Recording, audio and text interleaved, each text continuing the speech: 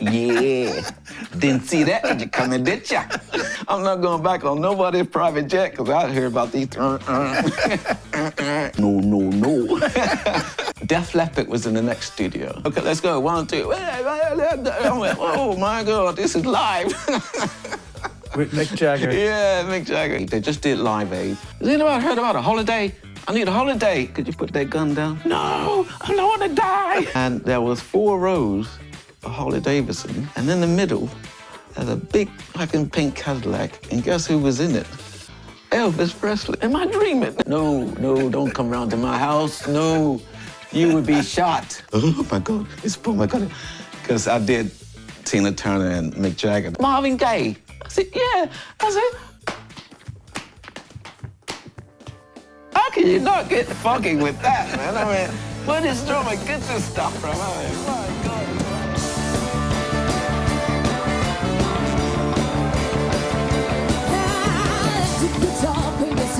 On the show today, we've got Blair Cunningham.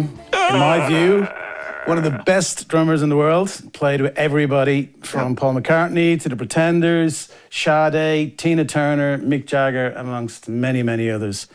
I'm proud to say he's a personal friend of mine. We've worked together. He's just the most fantastic guy. Blair, welcome to the show, dude. Welcome. How you doing, man? Could you put that gun down before I start talking? I'm good. I'm just trying to acclimatise this weather. Yeah, well, sort of. Well, you're here to do a show tonight at the dopeYEAH Club. Things you find out, isn't it? Nobody told me nothing. So you've been in Prague before? Yeah. I did Muriel. Muriel Zaburka. Yeah, that was really good. It's very sad that he passed away, but yeah, some good memories. Really good memories. So you're here with your old amigos. Yeah, Robbie and Hamish. We call them 3 amigos. Yeah, that's good. So you guys played with McCartney, obviously, together for many years. Yeah, that's right, yeah. And that was a lot of fun. That was good at the beginning, because it was quite funny, because I got a phone call and they said, MPL want you to come down to McCartney's. I'm thinking in my head, well, I'm going to America, but maybe just want to do some drums or whatever. And I'm thinking, well, I can leave 2 weeks open for him, and then I can just carry on to America. So I go down to his place, and I'm sitting there playing piano. I just messing around with Hamish and Robbie, and I hear these car doors open up and stuff. So he walks in, and he goes, "Hey, Blair Cunningham." I went, "What?" "That's me." And so we just started. He said, "Well, look, this is the deal. It's no audition. We just jamming with the guys, I said, "Okay, it's fine." So luckily, I didn't have that, "Oh my God, it's Paul McCartney," because I did Tina Turner and Mick Jagger. That kind of like cooled me out. Whoever next gonna come up, I was thinking, "Oh, it's Paul. That's all right. I'm not." But he got me big time when we rehearsed a couple of his songs and stuff. And when we played Long and Winding Road, it only hit me that, actually, that's him. Holy shit. Don't drop the sticks. Don't drop the sticks. Whatever you do, don't drop the sticks. Long and Winding. I went, it is him. I mean, we was playing Get Back and all the other stuff, and it didn't bother me. But when he did Long and Winding Road, that brought back so many memories. My mom used to say, I really like that song, because life is a long and winding road. And that's what kind of hit me like that. Wow. But it was good, really good. And he's such a funny guy. When you really know him, he's so funny. That must have been a real pinch yourself moment, I mean, just generally. Well, I had to go to the toilet. I'm thinking, is this really happening? Is this really happening? I don't know. I know Robbie, but I don't know Hamish. I know Hamish because I grew up with the music. Hamish Stewart and Robbie McIntosh. From Average White Band. Yeah, I mean, amazing. And when I was kids, we used to play Average White Band all the time, our local band, Yeah, it was good fun. And then you're just looking around you and thinking, so surreal. How did I get here? I know. Yeah, you do have these moments. You start thinking, well, you get phone calls, you go do the gig, oh, that's fine. You go do the gig, and it's like, oh, that's so-and-so, oh, that's so-and-so. Then you get on the tour, and then you meet more artists and stars and stuff like this. You know, Jack Nicholson came to the one when I was with Pretenders, and I went, whoa, this is deep. And then I'm thinking, who else is on it? Who else is coming? Then we got to New York, and Madonna comes on, because she's just started out, and I think she was going out with Sean Penn then at that time. And he was very militant. I was thinking, don't look, don't look, no eyes, don't look. Just shake a hand and walk. So it was just surreal. It was just loads of people you start meeting and you never dream of you're going to meet ever in your life. Chuck Berry, oh man, that was funny. St. Louis did the show. So I got James, Paul's son, we was walking backstage, said, Paul McCartney's son, yeah, Paul's son. And we were saying, he said, hey, Blair, let's go and see what kind of star's gonna come and see that guy. I said, yeah, come on. So we got our little camcorders like this. So these limos coming out. I said, oh, I don't know that one. I said, hey, look, that's Chuck Berry. He goes, what? I said, yeah. Chuck Berry gets out of the car and looks at us two like, no. I'm thinking, it was like, what was he talking to? He said, no. Like, he don't want to be, filmed or whatever. So he went in to see Paul and Linda. So anyway, we just still doing this station, filming the crowd and everything, getting the vibe and everything. So I said, let's go back and see what, Chuck is, talking to your dad about this. So I'm still filming. I'm walking through the back dressing room, and everybody was standing there, and the cameras, and they was on this like sofa. And Chuck took that thing, he looked at me, and I'm still filming. And Paul goes, oh, that's my son James, that's Blair, my drummer. I'm thinking, yeah, didn't see that when you coming, did ya? I'm not, no. So that was really cool. I was like, I got him on my tape. Oh, that's great history for me. Yeah. And Mick, how did you meet Mick Jagger? How did that come about? Yeah, Pretenders was going out on the tour. It was our first tour when I joined the band. And I got a phone call from Roger. I think Roger was Tina Turner's manager, and he was managing Mick Jagger as well. So he said, Blair, could you come down to John Henry's? I got this record I want to finish. I said, oh, okay. So it's Mick Jagger and Jeff Beck. I went, whoa, okay. But now, by this time, I got this really bad flu. Cold, everything, sneeze and everything. I said, Roger, I don't know if I can do this. He said, well, just come down, just meet the guys and blah, blah, blah. So I got down there and sit there and say hello to everybody. And we started playing these songs and whatever. And I think Mick was just trying to see what kind of feel the vibe's going to be. Yeah, Doug Windbush on bass and Richard Cottle on keyboards and Jeff Beck on guitar. So he was just trying to find out, have I got a nice little band to take to record? And so he said, finish playing all this. And he looks at Roger and goes, yeah, take him. Yeah, let's take him. So Roger goes, okay, guys, so we're going to leave tomorrow. I went, tomorrow? Whoa, hang on a minute. This is all going too fast for me. I said, Roger, look at me. I got cold, I can't see, I can't hear. All this, he goes, yeah, don't worry, it'll be all right when you get to Dusseldorf. And I went, what? So anyway, we get to Dusseldorf. Oh my God. Def Leppard was in the next studio, right? So I was like, wow, really big fan of Def Leppard and all these guys and all this. And so I got to the studio, there was a sound man there and me. And I said to the sound engineer, I said, are we the only one here? He said, well, yeah, you're the second person. I said, well, how many days are we gonna be here?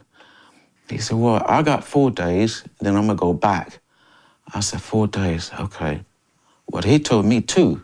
I said, 4 days, okay. Rick, the drummer, comes in. He introduced himself. He said, I'm next door, so when you finish, you come over. The Def Leppard drummer. Yeah, Jeff Leppard drummer. He said, when you finish, come over, you know, get a little break. You know, we had a little chat. I said, oh, he was really nice. I said, okay then. So anyway, we went in the studio and start running these songs down. And Mick Jagger, is exactly how he is on stage in the studio. So you got the band in the circle, and he's in the middle. It's just like he performed on stage, exactly. And he always says, you live the story. You got to live the story. You singing it, you live in the story. So we playing these songs over and over, play. And by the second day, I said, Roger, I don't think I'm gonna make it, man. I can't make these other 3 days. He said, Blair, just hang in there, just hang in there. I said, I'm gonna try.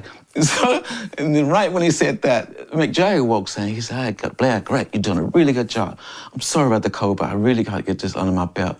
So how many days you good for? I said, oh, well, I'm thinking about the engineer, 3. He said, okay. Well, if we go over 3, I can fly you back to London, you know, start your tour on my private jet. And I said, on your private jet? No, I'm gonna go back with the band and fly and do this tour. I'm not going back on nobody's private jet because I hear about these, you know, I don't want to, no. So we didn't agree to that one. So I went back on my own and left them there. So that was really interesting, you know. That was really inside what it's like to record with them, because I didn't have no idea. Because when you're recording, you always think like everybody's in their little booth pockets. Sure. And the vocals gonna do later or whatever, or they already did the vocals, and then you play along to the vocals. He just went straight in the middle in the studio and just said, okay, let's go, 1, 2. I went, oh my God, this is live. With Mick Jagger. Yeah, Mick Jagger, he's great, man. A lot of energy.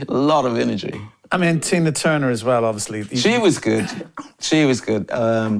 Tina, we was doing just promo stuff, TV promo stuff in Italy. And that and that was another kind of scare moment, because that was one of these private planes flying from London over to Nice and back, London and Italy and all this stuff. And somehow, in Nice, the airport is right on the waterfront.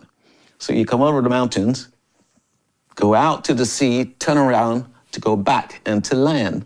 Well, we come over the mountain, out to the sea, and I'm looking out the window, and in France, it's getting very small in the distance. I went, we are going to France, aren't we? And all of a sudden, he did a 3-point turn.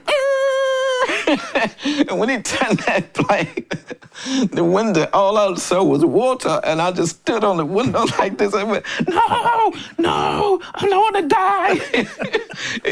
That plane was going just like that, and I thought we was going to crash into the water. Unbelievable. Nobody was seen. Tina was screaming. The bags come out there, a wig come off. Oh my God, it was scream frenetic, unbelievable. We was all just like, this is it, we're gonna die. Well, rock stars and planes, yeah, man. They don't go well together. Pick up the pieces. Pick up the pieces. All the pieces. Pick up the pieces. Pick up the pieces.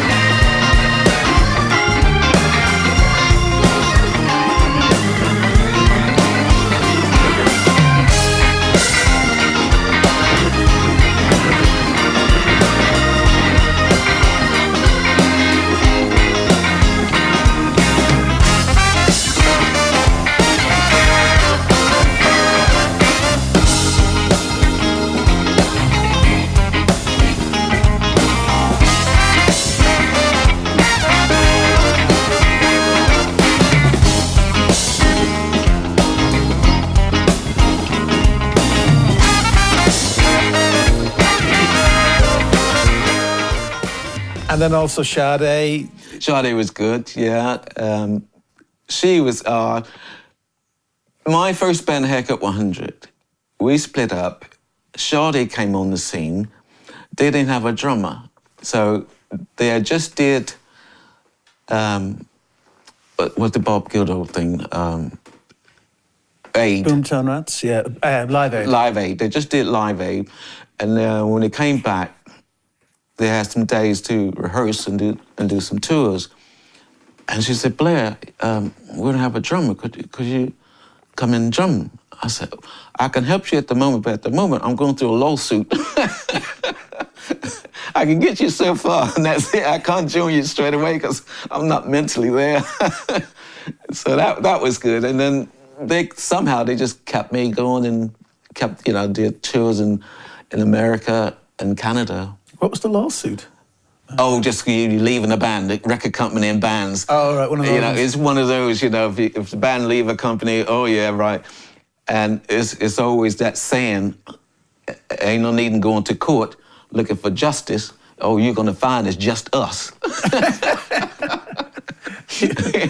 That old chestnut. There's a wall of lawyers and like 5 guys sitting there, and nobody to support. So, I mean, as far as, obviously, you were with Paul for a long time, Paul McCartney, but the Pretenders you spent quite a long time with as well, didn't you? Yeah, Chrissy, we did a long time. So, love the Pretenders. I was with Echo and the Bunnymen, and we got to LA, and they said, backstage, they said, some people want to see you.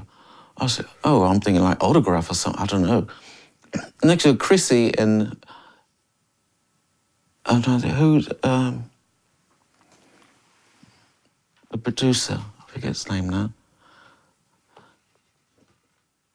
I forget the name. But anyway, Chrissy, this producer, comes in and she says, oh, Blair, you're the guy I'm looking for. I said, why? What? She said, I'm doing an album up in Woodstock, New York. I said, so I want you to come and join. I said, all right then. And every time you do a tour, you always think, we finish a tour, take a break, and then start again if you want or whatever. And I'm thinking, okay, yeah, well, I get back to London, I take a break and go on holiday and all this stuff, and then I can go to Woodstock and do this album. We got to Albert Hall with Echo and the Bunnymen do this charity thing, peace charity. And this guy run down the ramp with a little letter in his hand, and I'm thinking, wait. So anybody got a pen? This guy want my autograph or something. He said, Blair, hi, it's a ticket for the Pretenders. See you tomorrow. I went, what? Tomorrow where? Woodstock. The Pretenders, we're recording. Has anybody heard about a holiday? I need a holiday. I said, I just left America, so I did a U-turn, 45, 2 days at home, and then fly back out to do Woodstock. So Chrissy, she said, oh, great, I'm glad you can do this. So that was nice. And she goes, well, what were your plans? What are your plans now? I said, well, I was going to take 2 weeks off and then do some more work. She goes, well, we're Pretenders, so what's a year out of your life?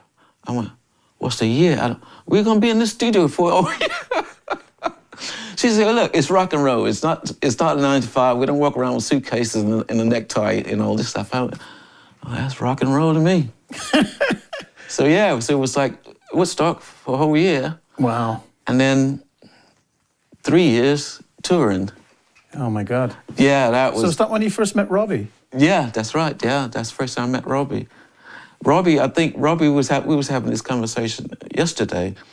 He said, John McKenzie put my name up for the Pretenders. Wow. I said, wow, that's amazing. I said, he never told me that. He said, yeah. Because you and I worked with John McKenzie. The first session I did with you... With John, was exactly. With John exactly. McKenzie. Yeah. And that was a long time ago. It's like, oh, God, I don't even want to think about how long ago that was. Maybe 15 years or something. Yeah, you get in these tours and sessions, you don't know who's going to walk in the door, you don't know who's going to be coming to see you. And, headhunting, I always call it and stuff. And the funny thing is, with the haircut thing, I'm in one studio, and then I get a phone call to go to Good Earth Studios, yeah. Is that one in Fulham? Yeah. Yeah. I don't know if it's still there anymore, but it used to be in Fulham, yeah. I got a phone call to go there to do a track or something. No, Psalm West studio, Psalm. And so I go there. Trevor Horn's place. Yeah, and I went there, and that's George Michael. And George, he said, "Oh, Blair, I want you to play on this track." Then he had this second thought. Oh, I feel like I'm pinching the other band's drummer. Oh, never mind, that's all right. Because he wanted me to join the band, his band at that time. And I said, oh, I didn't know you was looking to play, not just do the album, but also tours and stay on the contract or whatever. And I went, no, I'm already in the studio. I'm with Nick trying to finish off his record because he's doing his solo thing. So it was really like, whoa, I wish it was for me. You just don't want to give up work, do you? You can't say no to nothing. So that was fun. So that was Nick from Haircut 100? From Haircut 100, yeah. God, that's coming back. Is it? Oh, yeah. After all these years? Yeah, I know. He still looks good though, man. He's still sounding good. Yeah, he did. Yeah, we got some shows in London this month, and in May with Shepherd's Bush. Oh, I'll have to come down. O2, yeah. Yeah, that'll be fun. Yeah. So going back to the very beginning, because you obviously lived in Memphis as a kid, and then what was the jump from moving from Memphis to London? When did that happen? The jump, wow. Okay. You finish school, well, just, because when I was in school, I was in my local band. So we was doing little shows in and out of London, out of Memphis, playing around the little clubs and stuff. And at that time, that era, I'm underage. I shouldn't be in these clubs because, you know, I'm like 14, 15 in a band. These guys like in their 20s.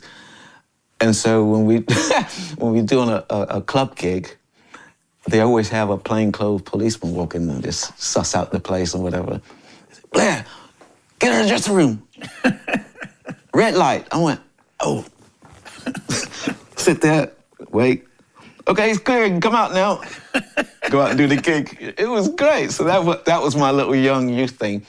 And then it left there. Elvis used to do that as well, didn't he? Apparently, he used to go to all the R&B clubs and sort of underage as well and kind of sneak in. And, oh, really? Yeah. Yeah. I did the Elvis one as well. And so we were doing all these shows in and out of Memphis and stuff. And this one particular show, we was going to leave 4 a.m. to get out, beat the traffic. So it was like one road to go out, one road to come back into Memphis. That one road to go out, we was driving 4 a.m, drive, and all of a sudden, all these high beams all across the whole lane, the complete whole lane. And George, the bass player, goes, guys, something's going on here, you better wake up. And we all, you know, in the truck, like, oh, what's going on? Where's all these lights? What's going on? And so George had to pull the truck over, and there was 4 rows of Harley Davidsons, right? 4 rows of them. And in the middle, there's a big fucking pink Cadillac, and guess who was in it? Elvis Presley. Get out of town. Laying back like that, watching the sun. And they was all driving 5 miles an hour. And behind him, there was another 4 rows of Hollies. Nobody was bothering nobody, just cruising all the way to his house. That is rock and roll, man. I went, you don't see that stuff, do you? Never heard that story. Everybody's in hiding, got security out, looking at their doors. This guy just driving on the street, just soaking in the morning.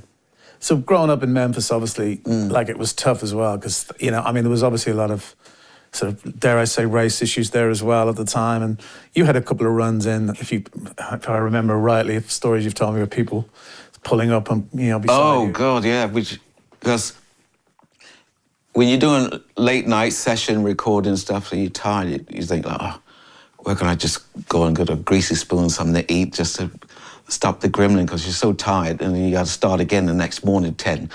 Well, me, I had to be there at 9. So I get in this little truck stop thing. I have my food, scrambled eggs and hash browns and all this. So I come out of the little cafe, get in my car, and this big, massive road, Winchester Boulevard or something. I'm driving down, there's no rush because the roads are empty. So I'm driving down and there's a traffic light. So I'm sitting at the traffic light, just breathing in all the stuff. I think, oh, I got to do this tomorrow. And I looked over to the left and this car next to me had a big shotgun sticking out his window. And I don't know what the hell he's saying. And I just saw that and just went, the car went straight. I didn't even think about if it's gonna hit anything. Honestly, I just went, that's it. And the funny thing is, all the people from Mississippi come over to Memphis. They get drunk in Alabama and they want to just smash up the place. And they go home. So that's the mentality of what's going on in Memphis. And everybody's like, well, you know, what's going on? Why is this guy coming in and shooting up the place? And that was it. That was that kind of lifestyle at night, because the only people at night is just leaving from work. You know, you don't really walk the streets. You know, the club life don't really, because that's where all the, oh, you took my woman, oh, you took my man, and I'm gonna shoot you.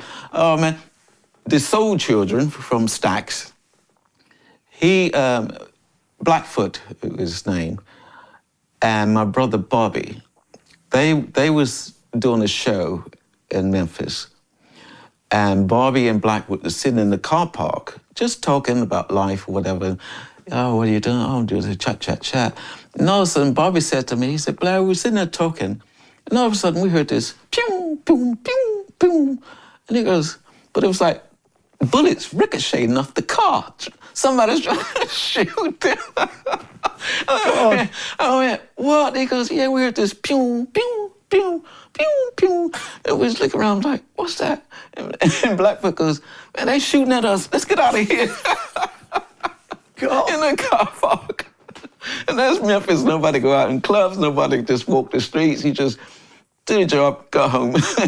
Because at that time as well, I mean, I know a lot of the artists at the time, like Otis Redding, you know, etc. They sort of, when you were a kid, when they first came to the UK, they got so much more respect, didn't they? Generally. Yeah. Like, and mixed audiences as well, and nobody cared about the race thing. They were just amazing artists. No, I think the music, that's what it is today, because music is the nature of calming everything together.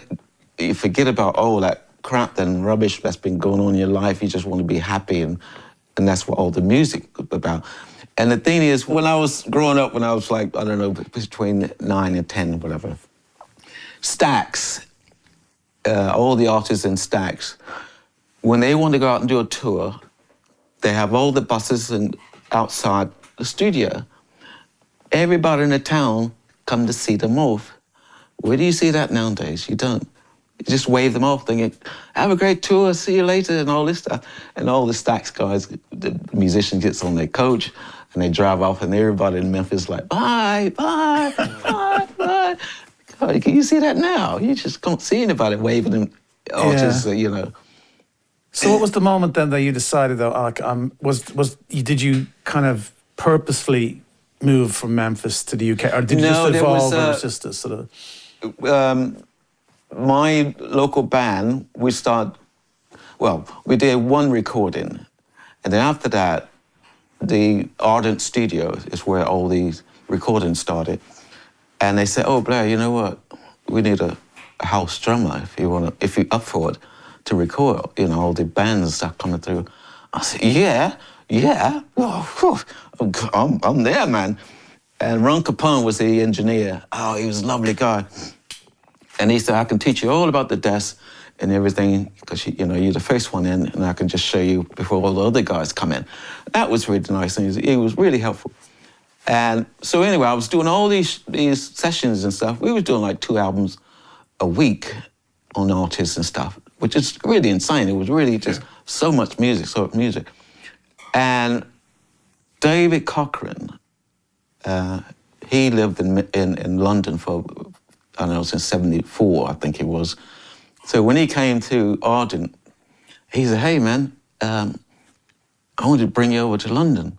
I said, really? Oh, it's a whole different world, but you'll like it, you know.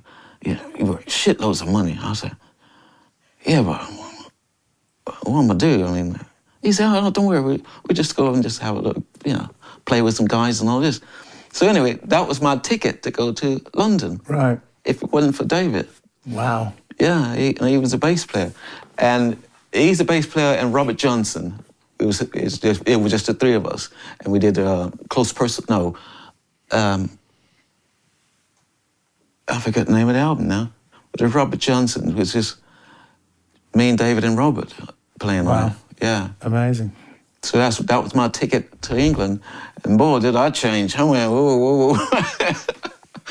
Everything's on the wrong side of the road. It's cold. Oh, God, the money's heavy. And this, what was that, half pence?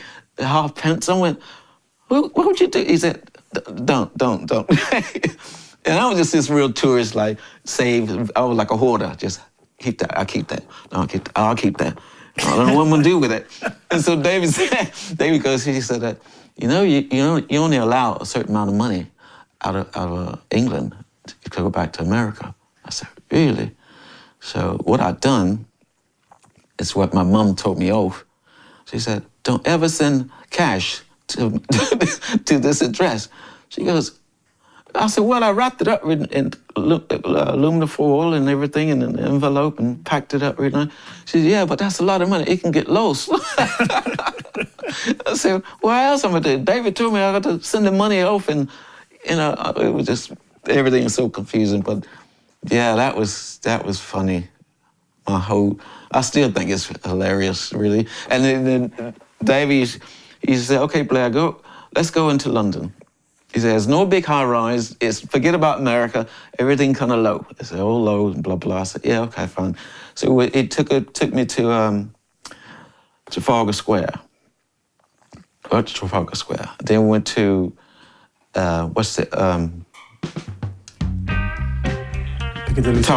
Piccadilly, yeah, we were there. So we walked around looking at all this stuff, and I was like, wow, I'm in England, this is crazy, this is really crazy. And everybody was like, stud here and fucking bebop. The punk era. Punk, oh my God. Yeah, I'm thinking, well, man, aliens are here too. I didn't understand what was happening. But anyway, I had all this change in my pocket. I said, David, I can't walk around with this money. I gotta give it away. So this old guy is tramp sitting in the corner, just, had really looked beat up and everything, right? And I was thinking, I give him the money. So I sold that. So look, like, all this change. I went, ooh, that's better.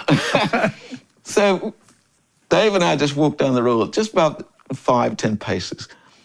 And I turned around just to make sure that the guy I gave the money, or I was getting mugged or whatever. And I looked up, I said, hey, look, David, look. He goes, what? Look at it, what's that car? He said, that's a Bentley. I went, wow, a Bentley. That's a cool car. He stopped where the man was, the tramp I gave the money to. The guy get out, took off his hat, walked around the Bentley, opened the door, and the tramp walks in. I went, what the fuck? What the fuck? And then David goes, next time you get some money away, give it to me. And I'm looking around like, he said, what are you looking for? It must be making a movie. It's got to be a movie. No, the guy you gave him the money, he fucked off, innit? That's bizarre. It was so weird. I went, don't ever give a tramp any money. Well, that's London. He's got a Bentley coming around the corner to collect him. In London, you just never know what's going to happen. Oh, my God. So you come from also a family of drummers, don't you? Yeah. Drumming was in the family. Yeah, I didn't find out till I was probably, Carl died. When he died, that was it for me. So that's 67. Because Carl played with Otis Redding, Carl Cunningham. Barcase, yeah. But when you're the last kid, nobody is said what I do and what you do, because they know he's got to go to school, he's got to learn this, and we just play with him, whatever, and then somebody will tell him later on, I guess. But yeah, after that, I found out, oh, Robert's a drummer. What? Roy a drummer. What? Kelly a drummer. What? Oh, my brother's a drummer. Oh, wow. But everybody lives so far away. Nobody's in Memphis, just me, still in my school, and me, Russell, you know, and James and Evelyn. And when everybody left, it was just me. And I was thinking, oh, well, I can't get any advice from anybody because nobody around I can say, what do I look for, and blah, blah, blah. It only till probably late 70s, and Roy came round to the house, my mum's house and stuff. I said, hey, Roy, could you give me some kind of tips on what to look for, you know, in this music industry? Because I'm just curious to, you know, get some insight of what's going to happen. He said, insight, okay, right. By the time I finished telling you this, the rule has changed. I went, well, you can tell me any time of the day. He said, and the rule will change. I said, that quick? He goes, yeah, nothing stays the same. It just changes. It shifts to another level. Oh, well, so-and-so doing it. Oh, he's not anymore. So it must have been a difficult time in the family because for people who don't know it, Carl Cunningham was Otis's drummer. Yeah. And he died in the playing with Otis. That's right, yeah. It was really shocking because he bought the house where it is now, and he said to my mum, which she was telling me the story, that, you know what, Mum, I'm going to get you out of this house and get a bigger house for everybody because it's too narrow and everybody can come around and bring friends and whatever, but you have a nice big house. And as soon as we got in the house that year, I think it was coming up to our first Christmas, and that's when it happened. And I'm sitting there in my room just reading or something, and I heard everybody's coming in from the groceries or something, and that's what they had it all on the radio about, you know, Otis Redding, the plane went down, blah, blah. And Mum and my sisters coming through the house screaming and crying. I went, oh, what's going on? You're not going to see your brother anymore. I went, oh, why? And she just couldn't get any more out. That was it, you know. It was so weird. And then I think about probably like another 3 or 4 months, it kind of hit to me. Carl and I, he used to play all the time. We'd have this little game because I didn't want to go to bed as a kid do. You've got to be in bed 8 o'clock. You got to be in bed, school tomorrow. You got to be in. And I went, no, I want to stay up. Wait, Carl, come on. So he got this thing. When he comes in, he rattled his keys to let me know it's him. And I had to go and, he said, I got to go and hide. So I got to go and hide behind a chair or sofa or anything. And then he had to go and find me, and that was our little game and stuff. Right. And then and then that was it. And then I go to bed, and it was just that routine. I just got so used to it. And then when she said, "Oh, he's not going to be here anymore," I went, "Where's he going?" You just think, "Oh, is he moved to another place?" Sure. Or not like permanent. So that was a big thing to swallow. That was a big tall order. A big blow. Yeah. Especially for your parents as well. Yeah, because, well, Mum lost one child anyway, before, stillborn, I guess it was. And I think it's all kind of bit hitting home, you know? And then it just, at that point, people just start dying. It just hits home. It reminds you, oh, I'm back to this now. Which you do. It's not about how they died, they just died. And that's it, you know, you can't, there's no rule about, oh, he died because of this. Yeah, but he died. He's not going to come here anymore. He died, you know. It's not about the cancer. Well, the person just died. And the tragedy, I suppose, you know, getting that sort of success, you know, Otis, one of the greatest singers of all time, and drumming with him, you know, like you guys are a working class family, and he kind of makes it. Yeah. And it's just taken away from him. It's so tragic. Al Jackson, all these guys, they all like big family. Booker T, all of them, big family. They used to come around and rehearse in our garage. Booker T? All of them. Everybody in stacks. They used to come around and rehearse in the garage because we got the space. You know, that double garage. I didn't know that one. Yeah. it was amazing. But when you're a kid, you just see him as your mate, and Roy knows this person. Oh yeah, oh, okay. You don't think about what's happening in their lives and what they're writing about and stuff like this. And I'm thinking, wow, I was there. I wish I'd have known that. I should have got me a camcorder and filmed all this stuff. Testing. Oh, keep going, guys. So your own sons now, they're not particularly interested in being in music, are they? No. One is, the youngest one, yeah, Tecumseh is, and Oscar.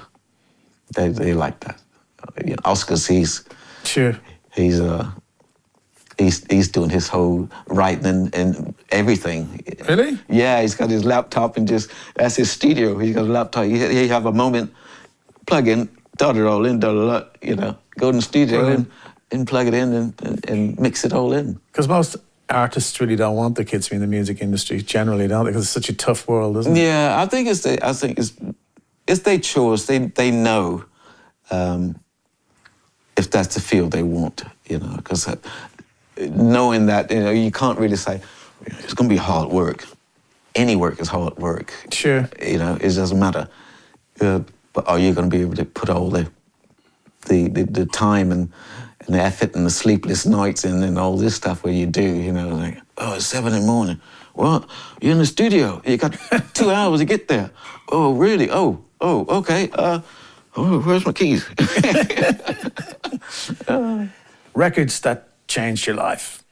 What record? Yeah. Was there one particular record that you heard when you were a kid that just said to you, this is what I want to do? Just that seminal moment, that sort of lightning bolt moment? Well, I wouldn't put it down as a record. I put it down as watching my brother play in a band that I went to see in Memphis Coliseum. And sorry, which brother was this? This is Roy. Roy was playing one of the Stax artists. I don't know who it was. It might have been the Soul Children. And Mum she always said, look, guys, she don't put it in words, but you kind of get the gist of it, that being supportive of whoever's going out. So Roy's playing, so let's go and see Roy play. So Roy plays, I'm sitting there next to Mum, and the lights goes down, everybody's screaming and going crazy. And then when you're young and all this is going on, so your body clock is going down. So I'm going down. I'm laying on Mum's sleep. I'm sleeping on Mum. Thank you, good night. Light comes out. That's what I want to do. That exactly hit it. And I just look at it, I'm thinking, see, they all forgot all that mess in their life. They come to see a band that they love, and it's all forgotten. So they it's like a big party. Mm-hmm. And everywhere I go to these concerts, see these bands, you can see the joy and the smiles in their face.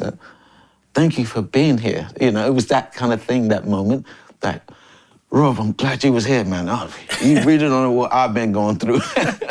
You play something, I don't know, anything, just play anything. So, it's one of those moments that I just looked at the audience thinking, that's what I want to do.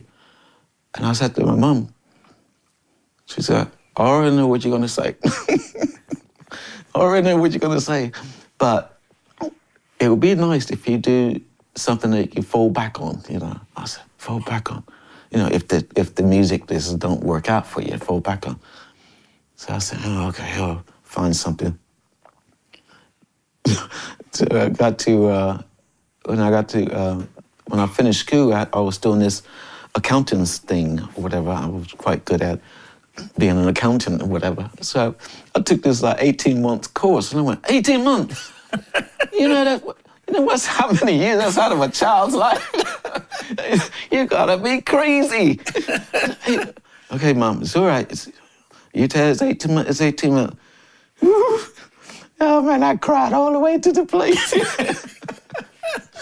It's just the thought of going in that building for 18 months. I just sit there and looked at the dean. He goes, "Welcome, Mr. Cunningham." I said, "No, don't welcome me, please don't."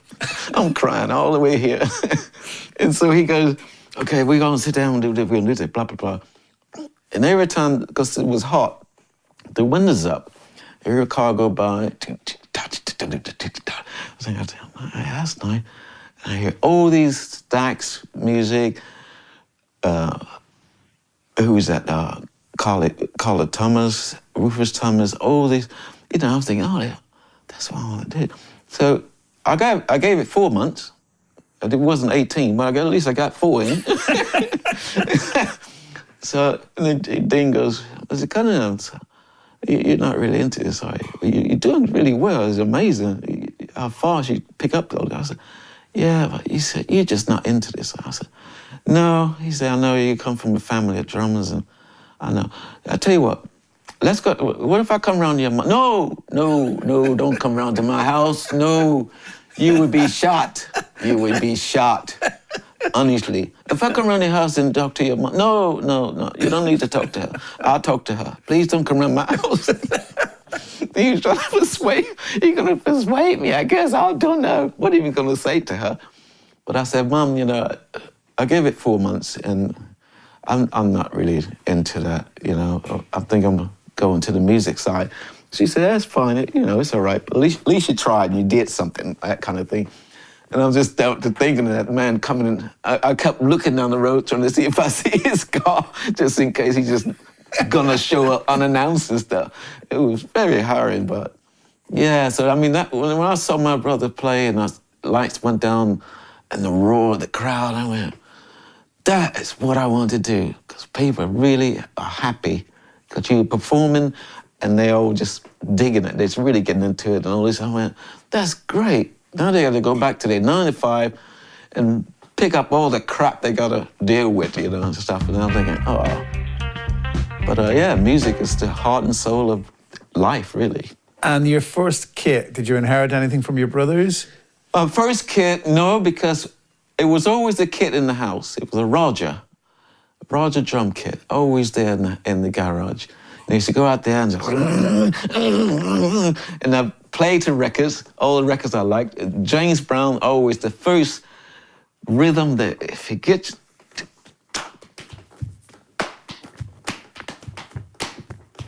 how can you not get funky with that, man? I mean, where does drummer get this stuff from? I mean, my God, so I was just sitting there.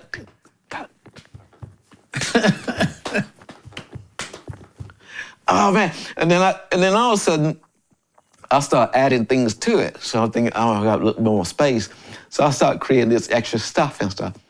And my mum used to say to Roy just pop in all the time, you know, lunchtime. He said, go outside and listen to your little brother playing drums. He said, oh, really? He said, yeah, go out there and listen. So I'm really, really shy because I've never seen them come to see me play. So I didn't know what I do. So Roy come in, he said, oh, how's he doing? I said, all right. You want to play? He said, no, you just, what are you doing? I said, I was just playing this little beat, this rhythm thing I was doing. He said, oh, let's see what you're doing. So, I just played this.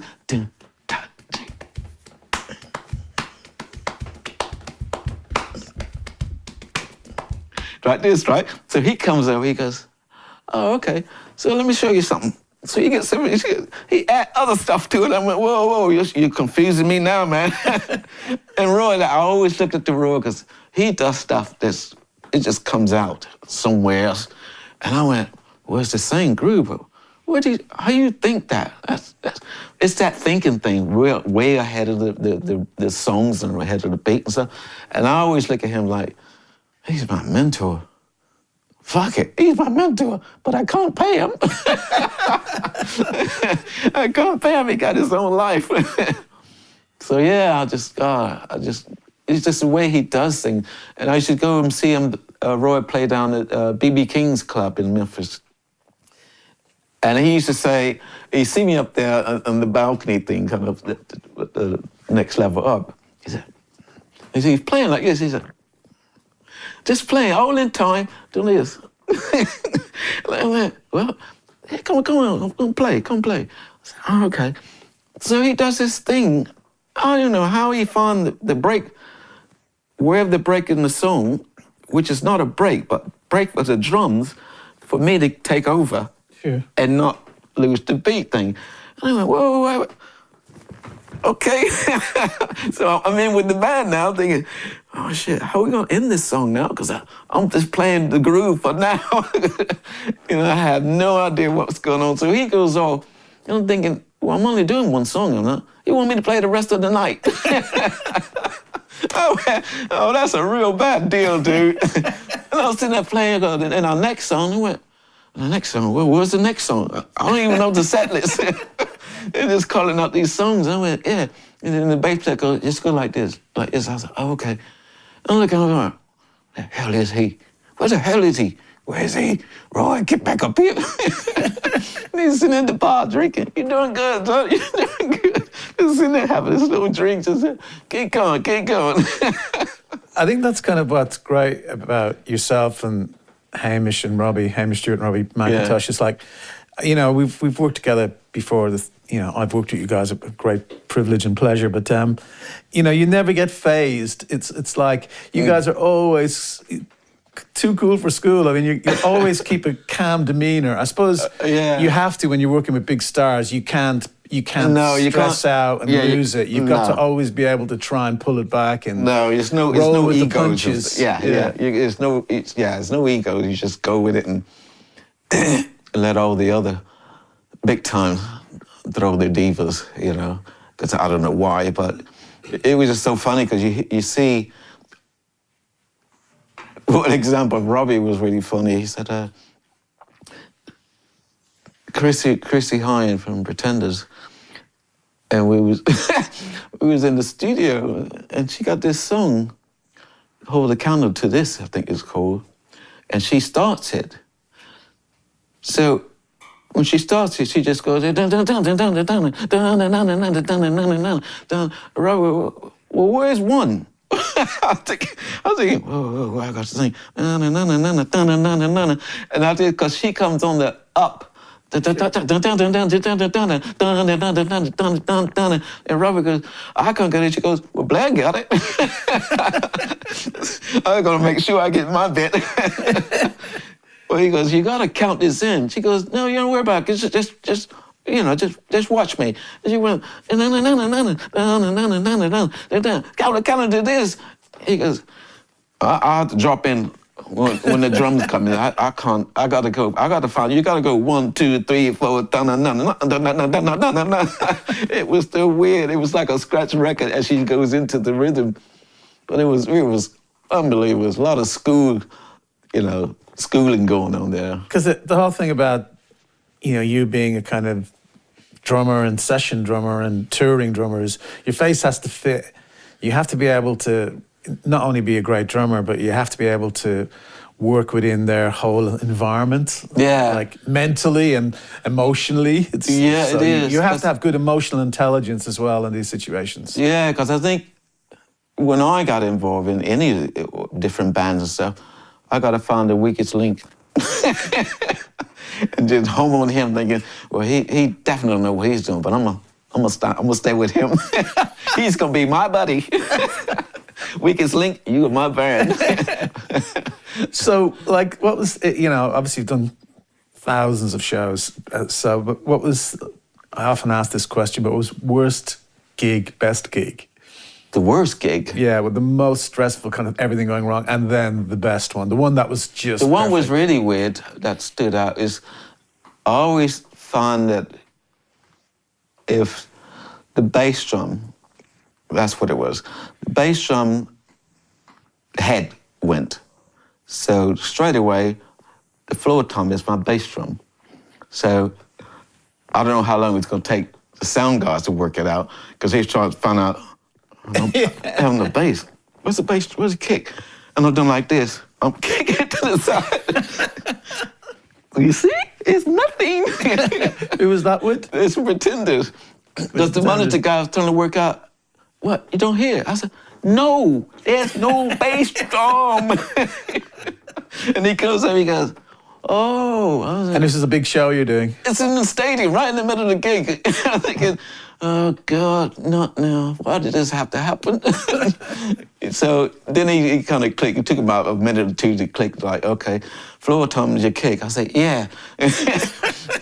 And so we had to get that into the monitor but cake because that was a good job with Pretenders. A lot of just straight rock and roll, so that was quite easy. But when you get to others like Sade's kind of music, it's all complicated and stuff like that. So it's not just 2/4, 2/4, that kind of thing. But that was real panic because I didn't know what to do straight away. I just went floor drum, bass drum, floor tom, bass drum.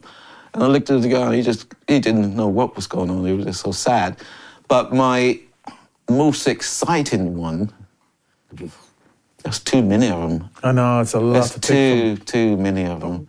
There's none of them that really sticks out. That pinch your moment time. I mean, obviously there must have been some with Paul when you were just thinking, oh my God. Oh, the weird thing in Mexico was when we were playing and the audience got these lighters with the snare, all the same beat. It was like a metronome. And I'm thinking, for fuck's sake, don't lose that snare beat. And Paul goes, look, I was like, I know. I feel like it was a click going. I went, oh my God, don't look at that. Don't look at that, because it's like a distance, isn't it? Because it's like that little gap that if you get it for the time slightly of the sound out, to hit you, Oh, the time delay, and it's like, but they had it all in time, the lighters. Amazing.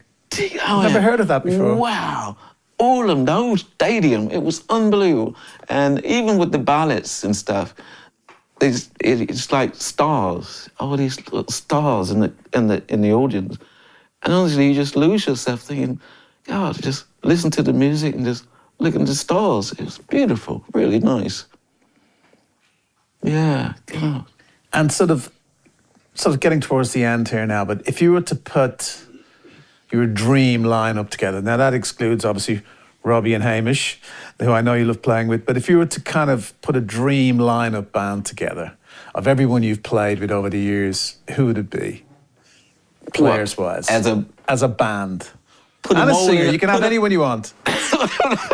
You're joking. Well, Billy Joel, I really love him because his style and everything. He reminds me of Paul anyway. How he writes the stuff. Sure. Billy Joel was just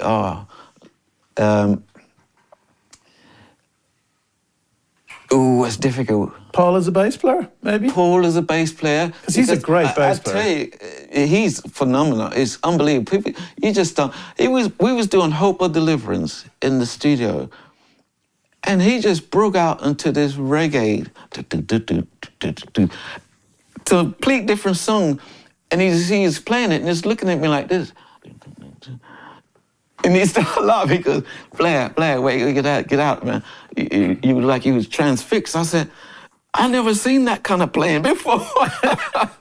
He just played this thing, Hope for Deliverance, this real reggae kind of feel. Oh, man, that was magical, unbelievable. But he's this unbelievable bass player. Yeah, he's amazing. I think people forget how good a bass player he is. It's mind-blowing. When I was working with Abbey Road Studios, I was there for 8 years, and we occasionally would get out the master tapes from the safe. Probably shouldn't be saying this. If anyone out there in podcast land hears it, but anyway. And we would listen to his bass playing, and it was amazing on the original Beatles tapes. It's like it was a phenomenal bass player. Wow. Like when you isolated it, it was like the 4 tracks, because they would always leave the bass to last and would have his own track. I was trying to think of it.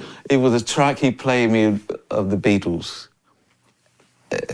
He was pushing up all these faders. He said, Blair, look at this. Something what I'm listening to. He said, I got the band up. So he put up George's guitar, John's vocals.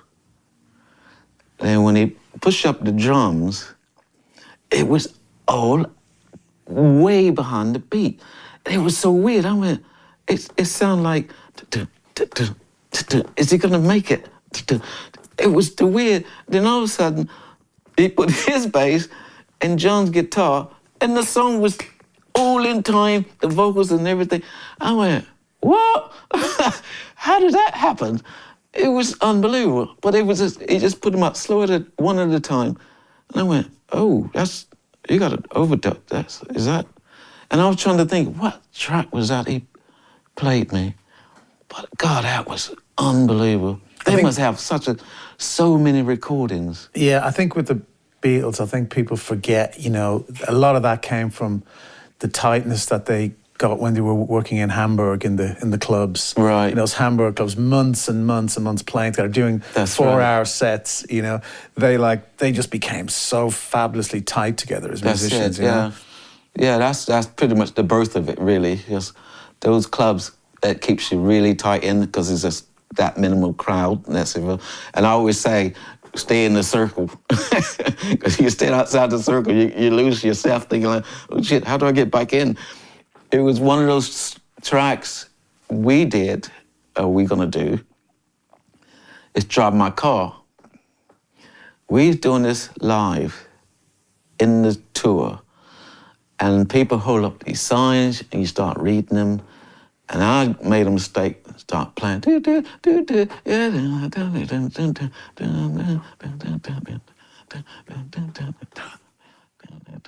Paul did like this. Like, what happened? I'm like, I lost my spot. And then Robbie walks over and goes, we gonna get you sorted, buddy.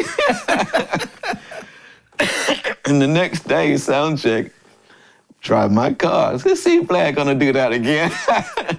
I said, I was reading that sign thinking, don't read the signs when people hold them out, because I left the circle, started reading the signs and didn't even know where I were, and I just stopped.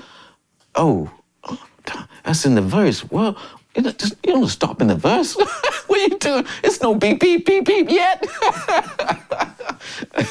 Oh my God. It is funny, isn't it? Hair-raising. When you're in bands, even whether it's, you know, obviously Paul McCartney or it's your own band or whatever, it's that camaraderie, isn't it, between you and the other musicians, and it's hard to explain to people sometimes what that's like, especially when you're playing together and the chemistry, even the emotional chemistry between everyone. It's quite a unique experience, unlike anything else, really, isn't it? When you're playing with other people and watching them in a room and just the joy of it. It is, and that's the thing about rehearsals. I mean, that's why they call it rehearsal, because you're going to make mistakes, so you find out where you're going to make it, and then don't make them again. Because God, can you imagine if there's no rehearsals, you just go and do a gig? How's that going to work? No, that's the middle 8 there. Oh, well, I didn't know that. You're going live already, you know. But. So outside of your brothers, who is your favourite drummer? You know, that you'd have in your band as well, but also just generally your favourite I have Steve Gadd. Steve Gadd. Yeah, because I like that kind of creativity he does. Yeah, I heard about... just laid back, and you give it when it's time to give it, that, you know, that punctuality or whatever. But it's just that kind of feel of that. It's just really just cool, just really cool. All the Steely Dan stuff. But all the, you know, all the, these, I call them quick thinker drummers, Omar Hakim and Simon Phillips and all these, they're great technically. They're just machines. You can plug them in, just plug them in. They play anything. Unbelievable, you know. And when Simon Phillips came in to do Him to Her with the Pretenders, he had all these kits, just all his Simon Phillips drum kit in the studio, and it's Him to Her is a ballad. And she was thinking like, well, what the hell he's gonna play? Let me inside you. Tell you. But he just nailed it. Just play all the right parts and say, you know, when you get those guys that read and know how to play those right parts, it's just amazing, you know. But sometimes it's simplicity that's needed. I mean, I heard a story about Steve Gadd that when he goes into the studio, to do sessions, he just tells, like, he hears he gets them to play the track and everyone to be really quiet in the studio. He doesn't take any notes and he just listens and then goes in and does it in one take. He's like got this like memory of exactly where everything is at every point in the song. He's just Wow. massively focused in the studio. And he is like this phenomenon. He just remembers everything. It's like photographic memory isn't quite the right Yeah. phrase, but he can just remember the whole arrangement and, instantly. That's just amazing. You know, Omar Hakim, bless him. After he finished Sting, that tour, which was a complete disaster because he appointed himself as spokesman of the rhythm section. All right. I don't know where that came from. So anyway, so he's Omar King. He just left Sting. So he's going to go to LA, do all these sessions and blah, blah, blah. So they called him in, this producer called him in to do a session. Oh, great. So Omar got his drum tech, set up his drums, tune everything else, blah, blah, blah. All he had to do is come in, write on his charts and play the song. That's what he did. He come in, write his charts, play the song. You go, okay, let's do it. In, read the charts, play everything, perfect, everything. He comes in, okay, let's hear it, play back. Go back. He's sitting there looking at his notes. Yeah, that's fine. So the producers decide, okay, let's go back in and try it again. We're gonna try a different arrangement and all this. And Omar just went, well, that means that's another song. So that means you got to pay me again. And he goes, well, we haven't done this song yet. It's the same song. Yeah, but it's going to be different. He said, well, we got to work the song to get it right, to say this is the take or whatever. Right. He said, well, every time you take a take, that's a different song. So you got to pay me. He said, next. I'm sorry, man. I just thought you were just going to come and work with us, not just charge us every time we're going to do a run through and just, it's unbelievable. So he kind of outbidded himself on all the sessions, And I was thinking, it's really sad when you get to the point where money takes over. Yeah. And you're not being that professional as far as, God, some of these guys are just gifted and they just go out and do it. They don't think about, fine, just pay me what you can, really. I think care. sort of maybe a lot of the older school musicians got sort of badly paid or ripped off back in the day, and they're just a bit obsessed with being paid cash. I've got many stories of that over the years that I've heard. Wow. Needing like a lot of I think it was who were you mentioning earlier on, the old rock and roll stars, Jerry Lee Lewis, who I met but they always insisted on cash. It's like they don't do nothing without getting cash, before they went on the stage. That's what it was when I played a tour with the Soul Children's. And we're sitting in this club, ready to go on. I think, aren't we supposed to be on? He said, yeah, we're going on. So we played only 3 songs, I think, or whatever. And he looks over to the guy and goes, I got the first half. All right, we'll do the rest half. We'll do the next half. So it was like, you pay me for the first half, and then when I finish, I want the second half. It was like that. It was so weird. I went, is that how it works? I thought you got to finish the gig. I think wasn't that famous one with James Brown at Woodstock? I'm not sure it was Woodstock 1 or 2, but where he wouldn't go on until he was paid. He was like, I'm not going on stage until I'm being paid, like Woodstock. Wow. Now that's the mid-70s when Parliament Funkadelic and all these guys, and Bootsy, Brothers Johnson, Shaka Khan, Brick, all these, Confunction, all these people was on this one tour. They went all around Chicago, New York, Richmond. I think we got to, because we was from Memphis, supportee band, we got on the bandwagon, which is great. I think, all these people we playing, all the people I've been listening, got their records. So I got to New York. We got to New York, Chicago, I think it was, Chicago. So, sound check, I'm walking backstage on this, waiting to see Parliament Funkadelic. I think it's my favorite because that was into that then. So I'm sitting there and this guy stands up next to me. He said, oh, you're a drummer? I said, yeah, yeah. You know, he just talking, I was looking. I said, oh, that's not him. He said, oh, yeah, I play drums too, you know. I said, oh, okay. Yeah, so, you know, so what's your band called? And I said, oh, this. I told him a band. He just still talking, just a really nice guy. And he just got jean T-shirt on and trainers and stuff. And had a little baseball cap on or something. And all this, and we just talking, he said, yeah, I play drums and I play piano and stuff. I said, oh, okay. I said, he said, oh, you should make my drummer. I said, oh, who's your drummer? Oh, it's Bugsy. He's like, you can't miss him. It's Bugsy. I said, Bugsy? He said, yeah, you can't miss him. He's like 6'5".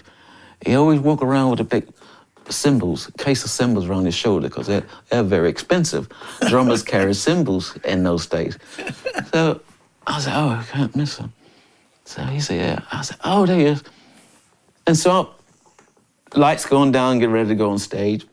I rushed backstage and all this. The drum tech nailing the drummer, bass drum, to the floor. And I went, what? What is going on? And and next thing, the lights comes on, this guy comes out, all black, red beanie hat on. And I said to George, George, that's the guy I was talking to backstage. He goes, you were talking to that guy? I said, yeah, Marvin Gaye. I said, yeah. I said, what? All that time it was Marvin Gaye. I'm standing there talking, I'm looking for fucking Parliament Funkadelic. And this guy telling me all what he does and play this, and I'm thinking, yeah. Marvin Gaye. Marvin Gaye standing next to me talking. And he goes on stage. I said, George, I was talking to that guy backstage. He goes, that guy right there. I said, yeah. He goes, that's insane. I said, exactly. Incredible. And then Bugsy, the drummer, oh man, because he's so tall, and normally you don't see a drummer's knee. This guy's knee is up here. He's sitting there, and all you see is the knees going up and down. And he's got this cigar playing, just laying like that, with a cigar in his mouth through the set. Unbelievable. I went, oh my God. And look, lastly, one of your other stories I love is your Keith Richards New York story. Keith Richards, oh man. Yeah, Keith Richards. We're Pretenders. We were on tour and we were playing at Radio City. And I get this phone call. We were in our hotel room. I got this phone call. And I hear this, you didn't think I'm gonna find you. And I'm thinking, oh, that's gotta be the crew. Oh, fuck it. I just hung up, right? Ding. What? No, don't hang up, don't hang up, don't hang up. Listen, it's Keith. I went, yeah, right. Keith, yeah, right. Keith Richards. What? It's Keith Richards. I went, listen, get a pen, get an address. I said, oh, okay. What? This is weird. So I get an address. Yeah. I'll meet down the studio, okay? I'm out in the studio. Yeah, just get a taxi, come down. I said, oh, okay. So I'm thinking, Malcolm, put your shoes on and a coat. You're coming with me. Keith Richard called me. He goes, you joking? I said, oh, honestly, he called me. I got the address. He said, all right, meet you downstairs. Get downstairs. Get in the taxi, go to this studio. So this is Malcolm? Malcolm he's a bass player from the Pretenders. Oh, yeah, okay. I ain't going nowhere alone. Because I had to have some witness of what the hell happened. Yeah, back up. So Malcolm and I goes, did he call you? I said, yeah, he told me to come to the studio. Anyway, got to the studio, big guy sitting there with a tiny little TV watching the games. Walk around the corner, you see the studio, they're all there. He didn't even look at who come through the door. And I went, what? He said, walk around the corner, you see the guys, walk through the door. So there's Keith there. Yeah, you made it.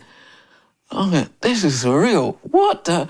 And Steve Jordan was there playing drums. I went, oh, this is weird, because it was pretty much Keith, and I think Keith had his own band with right. Steve. Mm-hmm. And I don't know who the keyboard player or the guitarist or bass player, because they used to swap around. Because I think the bass player can play drums, and Steve can play guitar. So it was that kind of thing.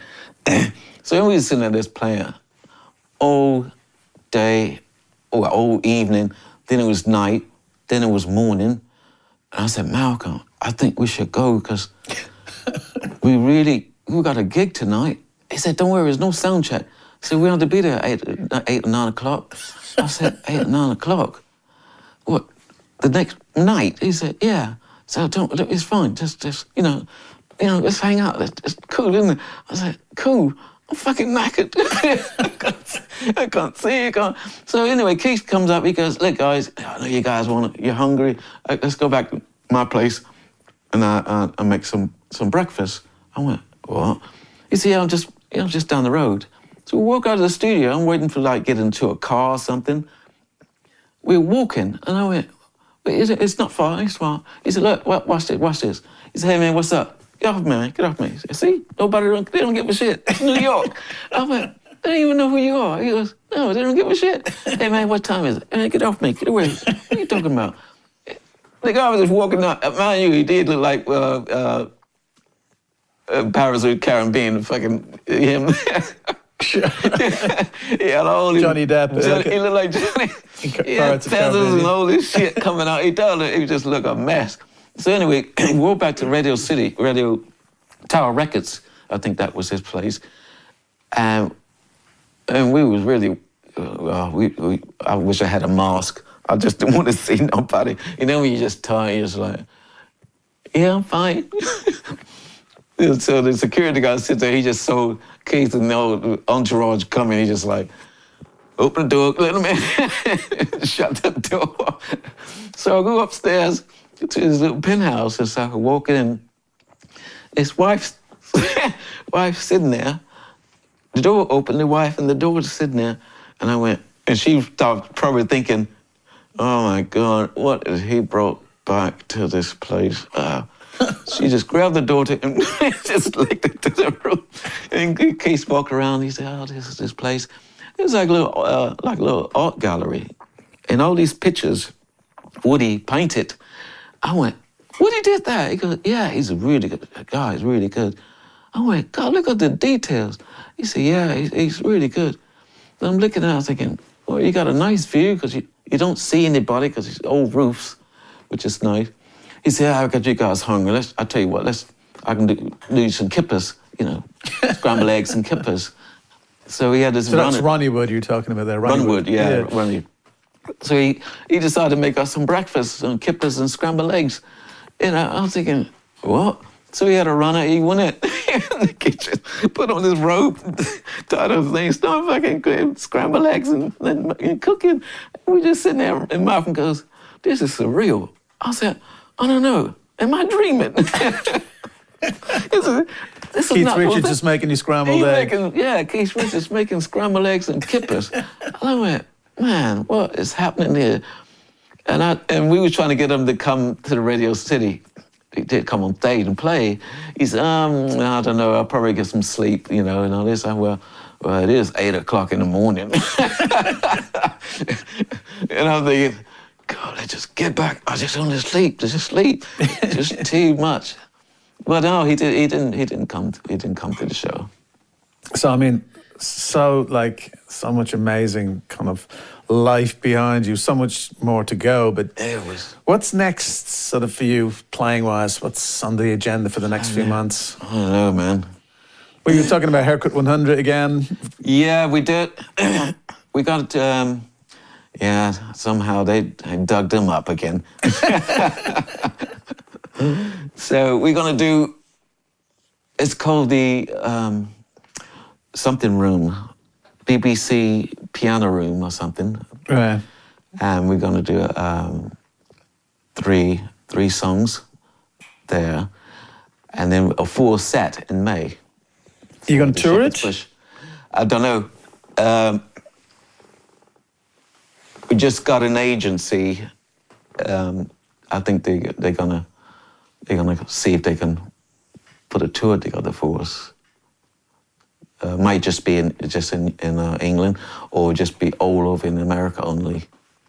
So, I mean, it's like, I suppose, well, you know, we're not all as young as we used to be, so it's like you pick and choose carefully these days about what you want to do, so it's not sort of... yeah. Because it's the pace of it, I don't think people realise how hectic it is when it's like these really long tours. It really takes it out. Oh, I tell you, after that Pretenders had 3 years, man, that done me up big time, because even when you're at home, the postman putting your post to the box, but I'm so used to the tour manager shoving your schedule.